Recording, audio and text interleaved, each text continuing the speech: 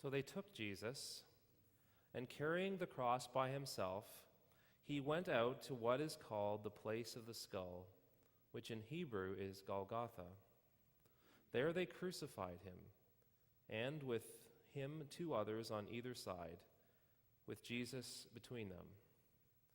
Pilate also had an inscription written and put on the cross. It read, "Jesus of Nazareth, King of the Jews." Many of the Jews read this inscription because the place where Jesus was crucified was near the city, and it was written in Hebrew, Latin, and also in Greek.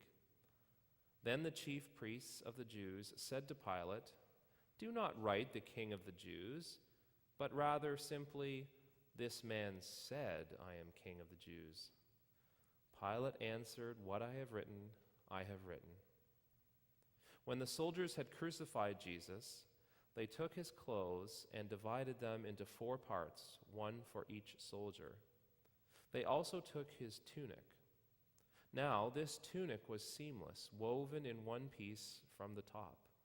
So they said to one another, "Let us not tear it, but rather cast lots for it to see who will get the whole thing."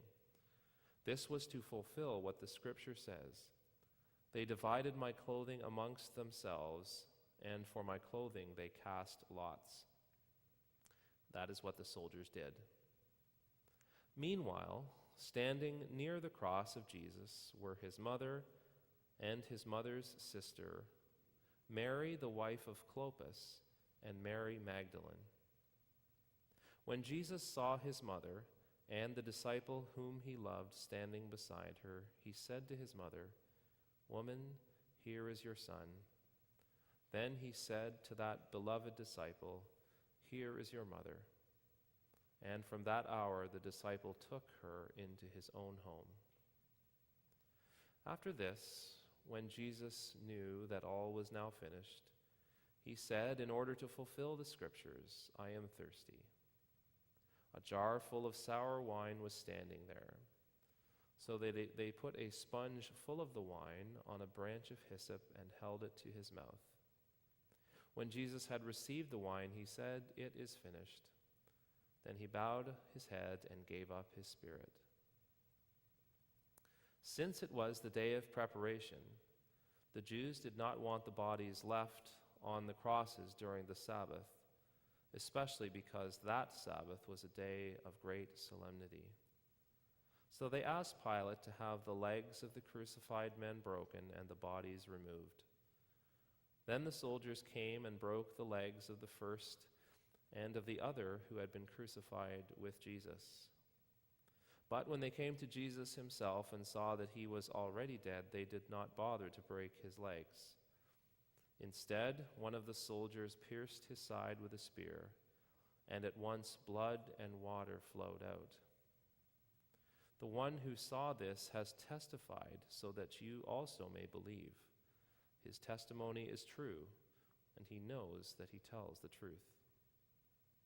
These things all occurred so that the scriptures might be fulfilled, which said, "None of his bones shall be broken."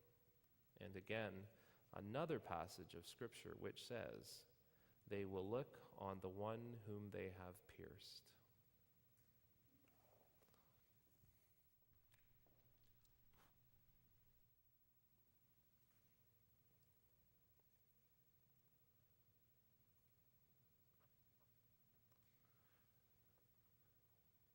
We all have different experiences of life, but I think we can all say that we have seen and that we know sometimes bad things happen to good people.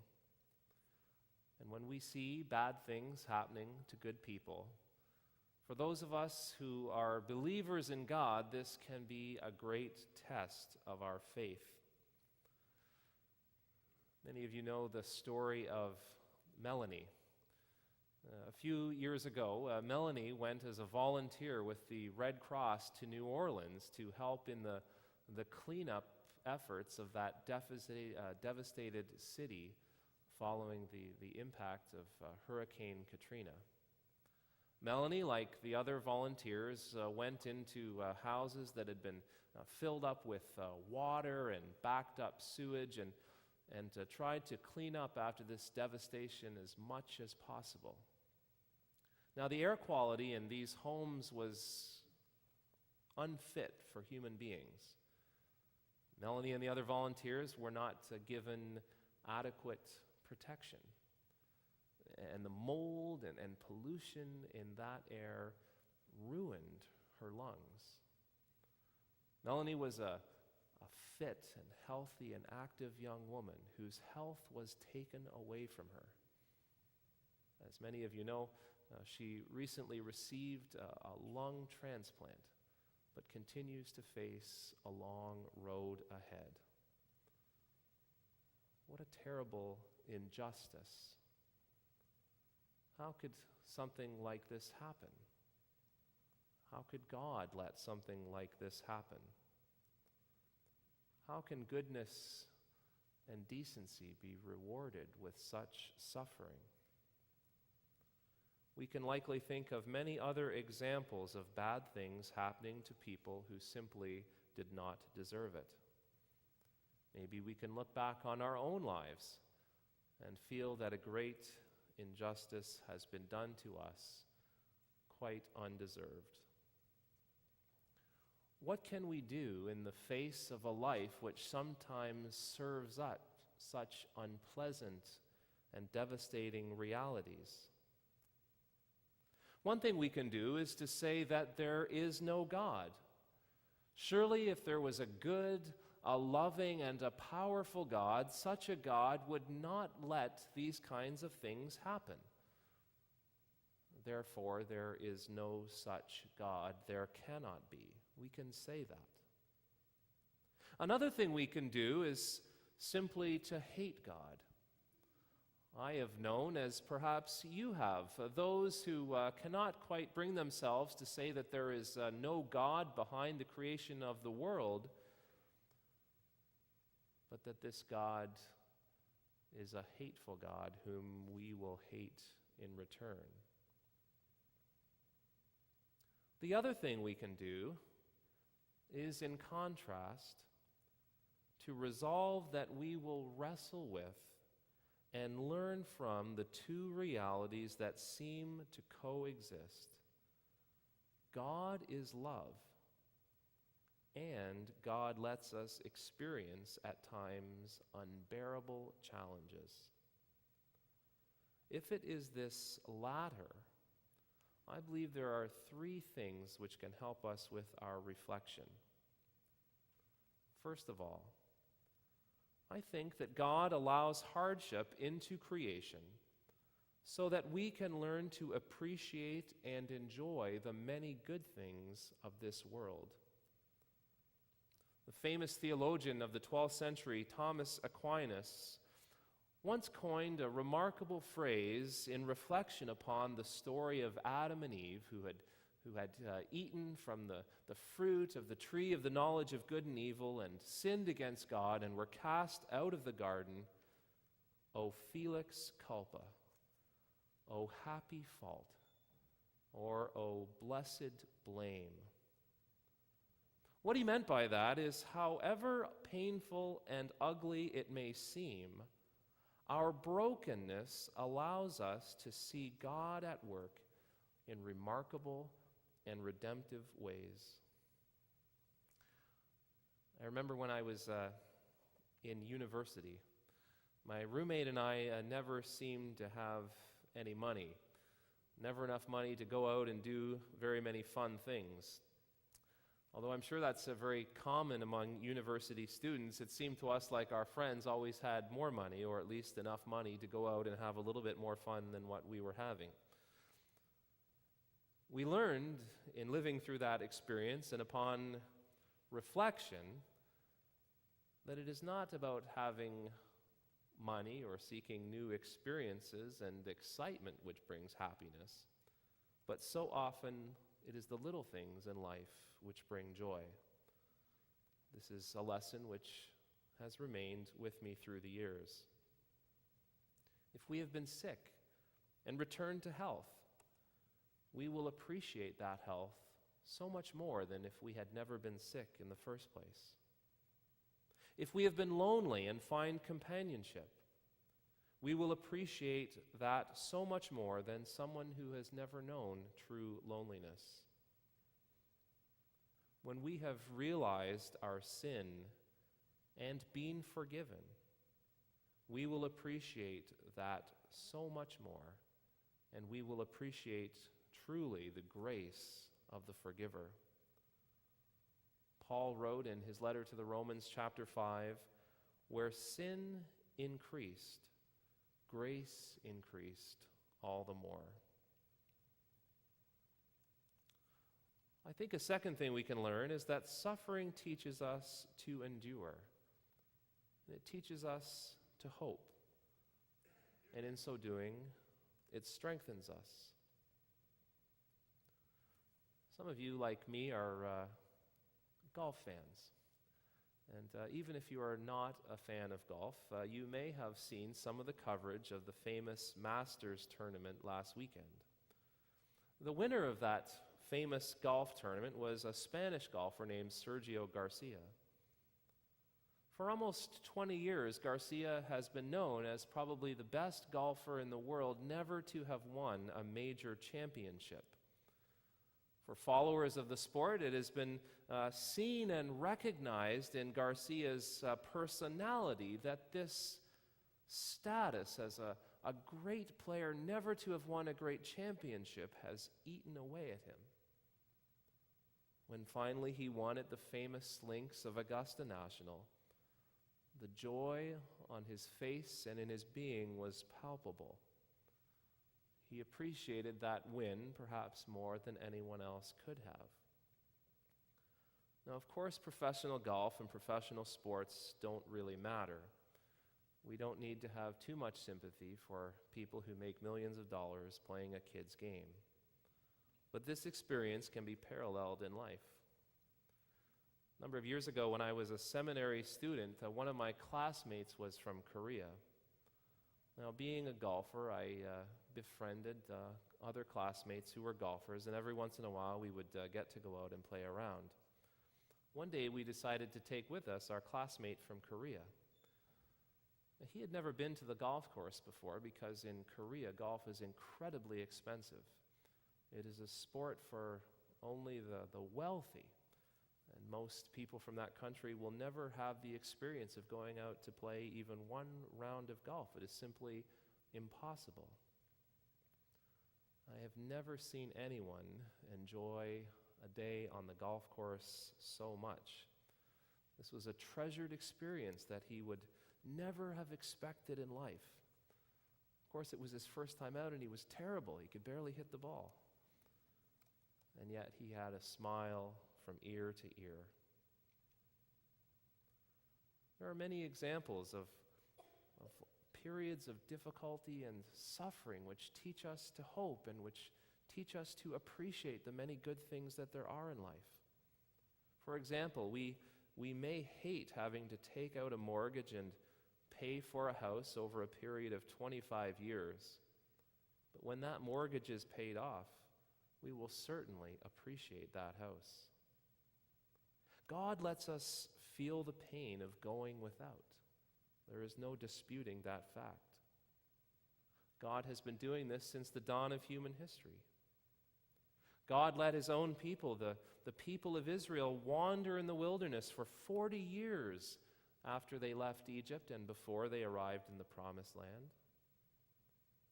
At the beginning of his earthly ministry, we learn from the gospel accounts that Jesus was called to sleep in the desert for 40 days and 40 nights. It is through those periods of our own wilderness wandering that we learn best to endure and to hope. And it is when those trials end that we are able to appreciate the blessings of God all the more. Thirdly, I think that our difficulties reveal to us the love of God, not in the sense that God always takes away our challenges, but that God experiences them with us, and that God is with us as we experience them. There is no such thing as karma in the economy of God. God is not up in heaven keeping score, rewarding good things with blessing and punishing bad things. God is not like Santa Claus, keeping a list of who's naughty and nice. God is not manipulating the world in some twisted way. Rather, God is coming into the midst of our world, into the midst of the good and the bad, promising to be with us, to be right there beside us. Rabbi Harold Kushner wrote in a wonderful little book on the 23rd Psalm, God's promise was never that life would be fair. God's promise was always that when we have to confront the unfairness of life, we will not have to do it alone, for God will be with us. A famous Scottish Presbyterian minister in the 19th century wrote a wonderful little book about the crucifixion of Jesus. It was a controversial book in his time, but one whose message is relevant for us today. In a nutshell, he said, the cross of Jesus didn't earn God's love. It revealed it to us. I once heard a story of a husband and a wife. The wife contracted diabetes, and she was very upset about it. She was forced to adopt a very radical and to her unpleasant diet and to make a number of lifestyle changes which were upsetting to her.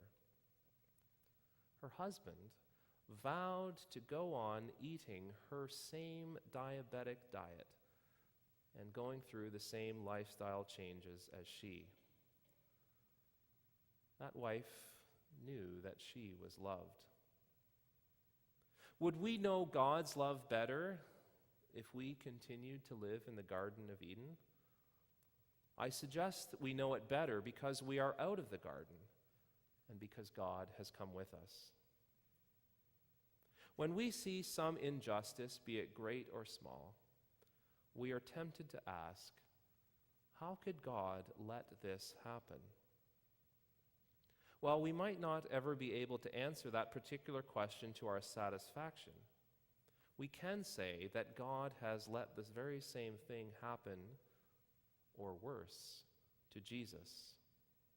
And perhaps even more than this, in Jesus, God has experienced, endured, and suffered through the very worst that life has to offer.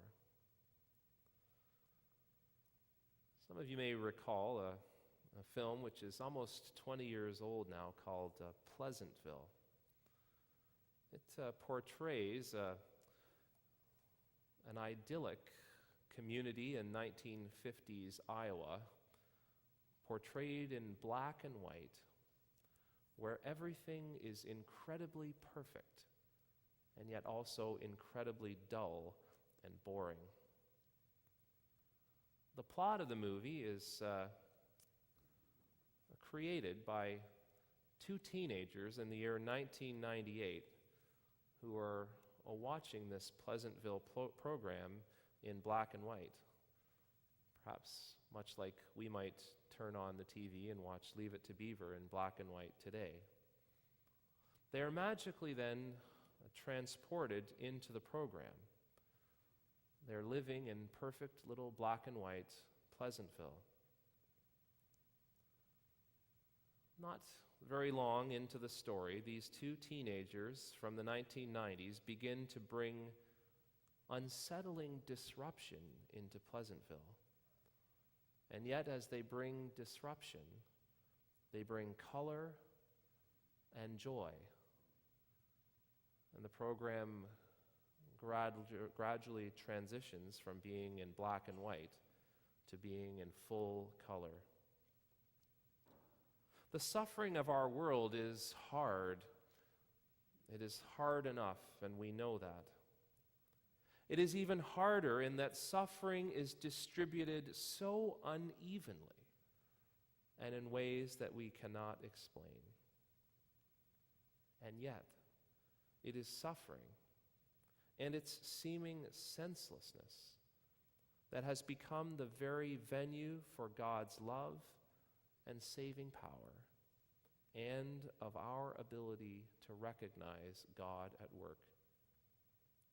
To the worst that evil can muster, God says, bring it on. For God overcomes it all, and by God's grace empowers us to do the very same. Praise be to God.